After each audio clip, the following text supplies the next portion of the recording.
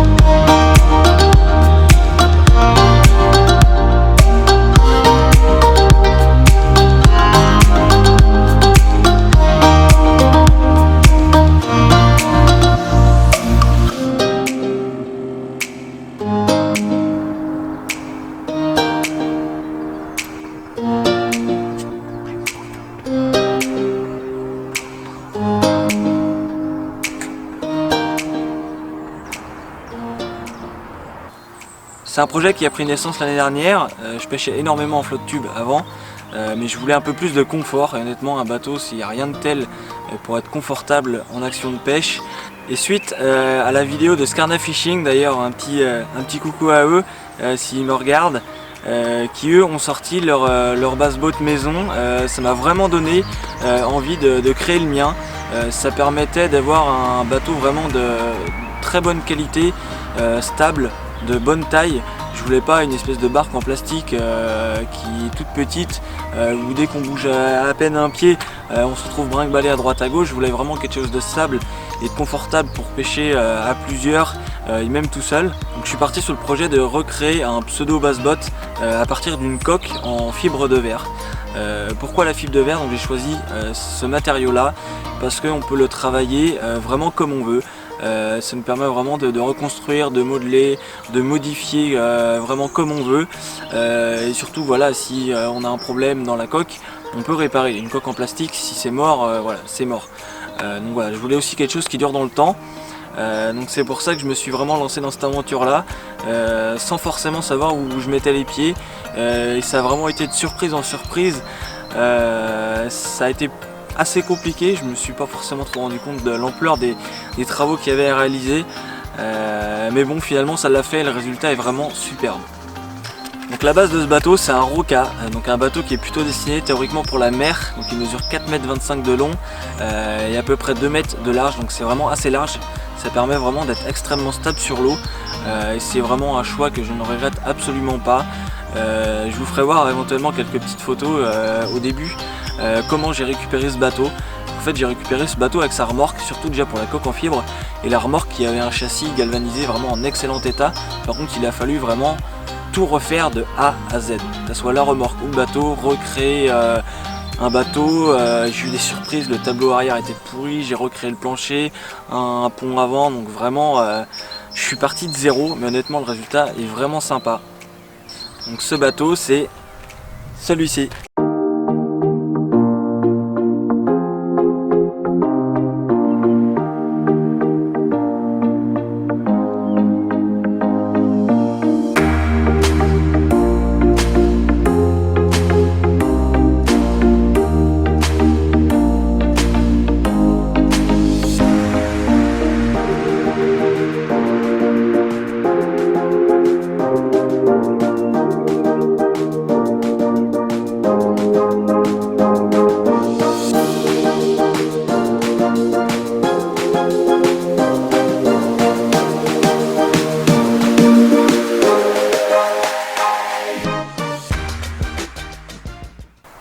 Donc à l'arrière, ici il y avait en fait toute une partie en fibre qui servait d'égouttement pour le gros moteur qu'il y avait à l'arrière, qui était fixé sur le tableau.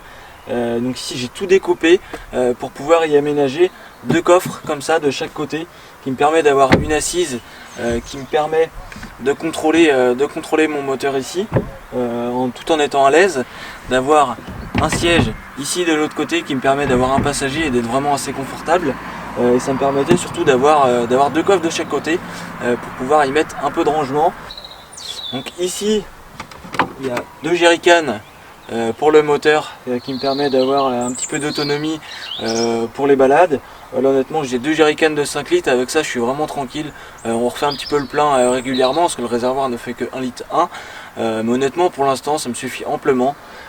Ici de ce côté là il y a la batterie du moteur avant, donc pourquoi je l'ai mis à l'arrière? Tout simplement pour une raison d'équilibre, parce qu'en fait à la base je l'avais mis devant, mais avec rien que le poids du moteur avant, le bateau a tendance à un peu piquer du nez, donc c'est pour ça que j'ai rajouté du poids à l'arrière. Donc la batterie est derrière avec l'écosse, il y a un câble qui repart jusqu'à devant pour être connecté jusqu'au moteur électrique.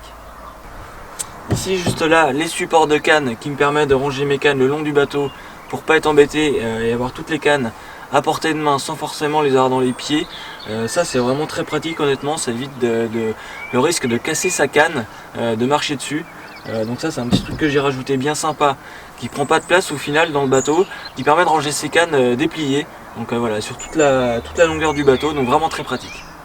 Donc j'ai fait un pont uniquement à l'avant, vraiment qui me permet d'être vraiment très à l'aise en power fishing, et si vraiment je veux un peu de hauteur sur les obstacles. Donc ça c'est un de mes endroits vraiment préférés où je passe le plus clair de mon temps. Mais voilà, le centre du bateau est lui un petit peu plus bas, il permet quand même d'être à l'aise si éventuellement il y a du vent ou un peu de vague. Donc là devant au final il y a plus ou moins 4 grands coffres, donc 2 ici et 2 qui s'ouvrent sur le dessus juste devant, insérés au pont. Donc là vraiment voilà, des coffres vraiment assez grands qui me permettent de ranger ma caisse, l'avenot, le siège. Il y a un siège aussi qui vient devant, donc ça me permet de ranger mon siège, de ranger ma gaffe, de ranger éventuellement des sacs de leurre, le pique-nique, les bières, ce que vous voulez. Donc vraiment ça permet vraiment d'avoir énormément de place de rangement, et honnêtement c'est vite plein parce qu'en bateau il y a besoin de quand même pas mal de choses. Là à la caisse il y a tout ce qui va être bricolage, des sangles, des choses comme ça, des tournevis, des clés, pour vraiment avoir tout le nécessaire en cas de problème, et vraiment pouvoir faire des petites réparations sur le bateau directement. Donc là ici il y a deux grands coffres qui s'ouvrent par le dessus, qui sont bien pratiques, qui permettent de ranger. Voilà, là il y a les bouées, les pare-battages, la corde, le siège, donc c'est vraiment très pratique. Voilà, je me suis vraiment bien amusé à faire tout ça. Ici la moquette c'est pas une moquette marine, hein, c'est vraiment une moquette entre guillemets un petit peu premier prix. J'avais pas les moyens de mettre vraiment le prix dans une moquette marine, c'est vraiment hors de prix. Moi je l'ai fait un petit peu avec les moyens du bord, tout en essayant d'avoir quelque chose qui soit le plus durable dans le temps. Donc ici tout a été refait, hein. Toute la structure elle est en pain traité à cœur, donc certes c'est pas l'idéal sur un bateau, mais moi de toute façon maintenant le bateau il dort vraiment au sec, donc vraiment ça limite les problèmes d'humidité ou de choses comme ça, même avec n'importe quel bateau, hein. Le mieux c'est vraiment qu'il dorme au sec, donc là j'ai vraiment aucun souci de ce côté là. Pour le moteur électrique j'ai fait le choix de ce moteur qui est un Hvic Cayman en 55 livres. Et donc là le moteur électrique qui me sert uniquement en action de pêche. Donc j'ai choisi cette marque là qui est une marque chinoise, certes low cost, mais moi je l'ai touché à 510 € neuf. Donc clairement prix imbattable, et j'avais pas forcément beaucoup de moyens sur le moteur électrique à ce moment là. Il y avait déjà l'achat du bateau, la rénovation, le moteur thermique. Donc ce moteur il a une télécommande et une pédale, donc c'est vraiment très pratique. Voilà, la télécommande permet notamment de faire ses dérives en verticale par exemple, parce qu'en verticale voilà, moi je pêche en casting, donc j'ai tout à portée d'une main, et derrière avec la télécommande on peut facilement diriger. Donc pour de la verticale pure honnêtement ce style de moteur là suffirait presque. Par contre dès qu'on va être en power fishing, on va vraiment peigner les bordures ou des choses comme ça, là clairement un point d'ancrage et un copilote serait vraiment d'une grande aide. Donc j'ai fait le choix d'avoir un moteur neuf avec une garantie de 2 ans, plutôt que d'acheter éventuellement un occasion chez Minn Kota ou Motor Guide par exemple. Donc ce moteur pour l'instant ça fait 1 an que je l'ai, il fait très bien le boulot. Par contre clairement il manque d'options. L'option ancrage et l'option copilote manquent grandement sur ce moteur. En action de pêche honnêtement, moi qui passe cette flotte tube à bateau, en flotte tube, même s'il y a du vent ou du courant, on peut toujours gérer facilement sa position en continuant de palmer pour faire du surplace. Ici en bateau on prend quand même énormément au vent. Si c'était à refaire avec du recul, je pense que je me lancerais sur un occasion en motor guide ou Minn Kota, parce que clairement c'est vraiment des options qui manquent. Dès qu'il y a un peu de vent ou pas mal de courant ou de choses comme ça, pour pouvoir faire vraiment des dérives propres et facilement, ou même de rester à un poste précisément, c'est vraiment compliqué avec ce style de moteur là. Pour finir, si vraiment tout seul ou à deux, il y en a un qui passe vraiment énormément de temps à diriger le bateau en cas de vent, donc on perd vraiment énormément de temps de pêche, mais par contre j'en suis vraiment entièrement satisfait. À côté de ça, il fait vraiment très bien le travail. Et si c'était à refaire, voilà, je choisirais un occasion en motor guide ou en Minn Kota, vraiment pour avoir ces options là en plus. Pour ce qui est du moteur thermique, ici il y a de l'occasion avec un Yamaha 4 chevaux, 4 temps.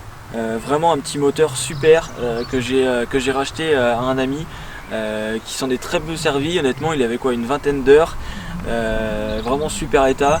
Le seul inconvénient que j'ai eu quand je l'ai acheté, le circuit de carburant était vraiment complètement un peu bouché, et j'avais vraiment pas de ralenti, ou dès que je ralentissais un peu trop, le moteur se coupait, le moteur calait en fait, et vraiment c'était un gros problème l'année dernière. C'était vraiment compliqué de gérer des manœuvres au thermique, c'était vraiment la galère. Là cette année il est bien révisé, il tourne comme une horloge, ça me permet vraiment d'avoir un ralenti très faible et surtout de plus caler. Par exemple lors d'une arrivée en écluse, si on cale, c'est vraiment la galère, et surtout de pouvoir vraiment faire tourner le moteur tout doucement. Donc là c'est un 4 chevaux, j'aurais autant préféré un 6, ce qu'on peut monter jusqu'à 6 chevaux sans avoir de permis. Là voilà, c'était un 4, c'est l'occasion qui a fait que vraiment j'ai acheté ce moteur. Donc ce moteur je l'ai acheté d'occasion 500 €. Donc voilà, ce qui est un prix plutôt correct vu la qualité et l'état du moteur. Jusqu'ici voilà, je m'en sors très bien dans de la petite et moyenne rivière. Voilà, c'est pas un bass boat, mais honnêtement on se sort très bien avec ce style de moteur là, et c'est vraiment très agréable. Ici, juste à côté du moteur, il y a la sonde de l'éco-sondeur qui est devant, donc qui est fixée ici, étant donné que moi j'ai pas la possibilité d'avoir une sonde intégrée à mon moteur électrique, donc du coup j'ai forcément dû avoir un support. C'est aussi l'inconvénient, étant donné que mon écran est placé à l'avant mais ma sonde à l'arrière. On est un petit peu en décalé de la longueur du bateau, c'est moins précis, mais honnêtement pour l'instant l'éco-sondeur c'est pas un éco-sondeur très haut de gamme. C'est un Humminbird tout simple, un fish finder, qui me permet plutôt lui de chercher un petit peu les fosses ou les choses comme ça. On voit aussi éventuellement les poissons, mais on n'a pas la précision vraiment des derniers éco-sondeurs très haut de gamme qui ont par exemple un GPS intégré ou des choses comme ça. Je pense que c'est quelque chose qui viendra plus tard, peut-être dans l'année, on verra aussi un petit peu en fonction des finances. Mais pour l'instant voilà, un petit éco-sondeur simple de base qui me permet vraiment, notamment pour la pêche du cendron vertical, de prospecter un petit peu, de voir éventuellement les postes sans forcément trop de précision, mais jusqu'ici voilà, je m'en sors correctement. La grosse mauvaise surprise lorsque j'ai remis en état ce bateau, c'était qu'en fait le tableau arrière ici, il était complètement pourri. C'est des bateaux qui sont vraiment assez vieux, hein. Ils datent de 1954, donc c'est vraiment des vieux bateaux, mais honnêtement regardez qu'ils font encore l'affaire. Moi voilà, le bateau avec la remorque, j'ai acheté ça 400 € en l'état, mais honnêtement moi je l'ai vraiment acheté pour le châssis de la remorque qui était extrêmement sain. Il n'y avait pas un seul point de rouille sur tout le châssis de la remorque. Par question d'esthétique je l'ai repeint, honnêtement c'est des vieux Galva et honnêtement qui sont vraiment de meilleure qualité que tout ce qu'on peut trouver aujourd'hui. Et voilà, la coque, je savais qu'il y avait des travaux à faire, voilà, ça a été la mauvaise surprise. Donc moi je voulais pas découper vraiment la fibre entière de l'arrière pour refaire entièrement le fond du bateau, donc j'ai découpé le dessus ici, j'ai entièrement tout gratté entre les deux couches de résine ici pour sortir tout le bois qui était pourri, et ensuite j'y ai remis des planches de pain traité à cœur collées à l'époxy. Du coup ça m'a aussi permis de rehausser un peu le tableau arrière pour que ma hauteur d'arbre soit bien adéquate avec le bateau. Ça a été vraiment très long et fastidieux, mais voilà, le résultat il est quand même là. Derrière voilà, je m'en sors vraiment avec quelque chose de très propre, vraiment super état, bien fini. Ça a quand même été 6 mois de boulot, honnêtement, en y étant quasiment tous les jours. Ça a été vraiment un vrai casse-tête dans certains cas. Il y a eu plein de surprises, le plancher entier à refaire qui lui était pourri, regel côté toute la coque, ça a vraiment été un boulot monstre. étant donné qu'en plus voilà, j'avais pour objectif l'été dernier de partir en vacances avec, et tenez-vous bien, j'ai fini ce bateau 2 semaines avant de partir en vacances. Donc c'était vraiment très très short. J'étais parti dans la Creuse sur le lac de Vassivière l'été, donc c'était vraiment magnifique. C'était vraiment très sympa, surtout avec ce style de bateau là. Je me suis vraiment régalé avec des paysages de fou. Mais j'ai vraiment fini très très juste ce projet. Donc ce bateau, vous le verrez régulièrement du coup forcément sur la chaîne. C'est vrai que voilà, c'est vraiment un gros plus et vraiment un extrême confort de pêche. C'est vraiment génial de pouvoir pêcher en bateau. Voilà, l'hiver on a entre guillemets un peu moins froid, on n'a pas les jambes dans l'eau comme en flotte tube. On est vraiment très très à l'aise, on peut couvrir énormément de terrain. Donc c'est vraiment un plus et un petit bijou, voilà, même si il n'est pas parfait. Voilà, c'est vraiment un bateau que j'ai vraiment bricolé, essayé d'améliorer à moindre coût. Et je m'en sors quand même plutôt pas mal. Parce que là aujourd'hui, entre l'achat, la rénovation du bateau et les 2 moteurs avant-arrière, je m'en sors à peu près pour 2200 €. Donc, honnêtement, c'est quand même relativement correct et relativement peu cher.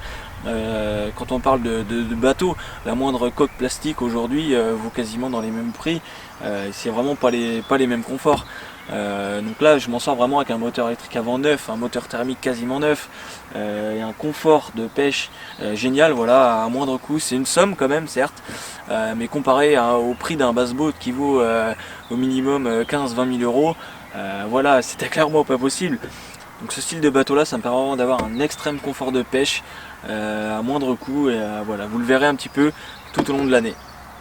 Donc je voulais vraiment vous présenter ce bateau avant cette ouverture Carnassier 2018. Je voulais le faire avant, mais j'ai eu des contretemps qui m'ont empêché de faire cette vidéo à temps. Donc là on sort de l'ouverture.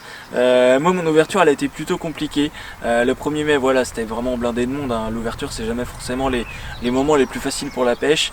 Mais voilà, je m'en sors avec un brochet décroché, un très gros brochet loupé qui vient taper dans mon leurre, mais sans vraiment le prendre entièrement. Plus par réflexe d'agressivité qu'autre chose. Donc vraiment une ouverture un petit peu compliquée. Là ce matin j'ai eu un peu de temps, je suis retourné à la pêche en bateau sur les mêmes postes. 2 tables de brochet, mais derrière voilà, sans vraiment concrétiser. Ça mord vraiment pas encore dur, l'eau elle est froide, elle est encore à 12 degrés, c'est encore un petit peu frais. Donc les brochets sont pas encore vraiment très très actifs. Voilà, il tape vraiment plus par agressivité, mais vraiment pas franchement. C'est vraiment pas des tapes franches, les leurres sont pas vraiment engamés, sont limite poussés. Donc c'est un petit peu compliqué pour l'instant, mais vous inquiétez pas, voilà, je pense que dans les semaines à venir, si les températures remontent un peu, on devrait réussir à avoir les premiers carnassiers de la chaîne. Donc si vous avez vraiment des questions, des remarques à faire sur le bateau, sur des conseils, sur les rénovations, des choses comme ça, je vous y répondrai avec grand plaisir. Donc laissez un petit commentaire dans l'espace juste en dessous. Et on arrive quasiment bientôt à 500 abonnés, donc c'est vraiment incroyable. Je pensais vraiment pas que ça allait monter aussi vite. J'ai vraiment monté cette chaîne sans prétention, parce que voilà, je voulais vraiment partager ma passion qui est la pêche, comme beaucoup d'autres youtubeurs. Donc je suis vraiment extrêmement heureux que cette chaîne vous plaise et que mes vidéos vous plaisent. Donc je vais vraiment continuer à faire mon maximum pour vous proposer les vidéos de meilleure qualité, vous proposer pas mal de contenus un peu différents. Donc là voilà, pas encore vraiment de poissons sur la chaîne, mais ça va venir, je pense, ça va se décompter dans les semaines à venir si la température remonte un peu. Donc ne désespérez pas, les carnassiers vont arriver. Les brochets sont encore un petit peu joueurs en ce moment, mais voilà, ça va bien se décanter à un moment donné. La canne qui a été pas vraiment baptisée, elle s'en sort vraiment merveilleusement bien. Je suis vraiment très très surpris par le confort qu'on a avec ce style de canne là. Vraiment, moi qui pêchais pas beaucoup en casting, je vous l'ai dit, et je vous l'avoue, c'est vraiment très confortable. J'ai vraiment été étonné par la précision des lancers. Vraiment on sent pas forcément le poids des leurres pourtant qui sont vraiment lourds, donc vraiment remarquablement confortable. Je suis vraiment, pour l'instant j'ai pris un plaisir fou avec cette canne, et je pense que ça va vraiment être un atout pour la pêche du brochet cette saison. Donc j'espère que cette vidéo vous aura plu, n'hésitez pas à liker, commenter, partager cette vidéo. C'était François pour Fishing Road, salut!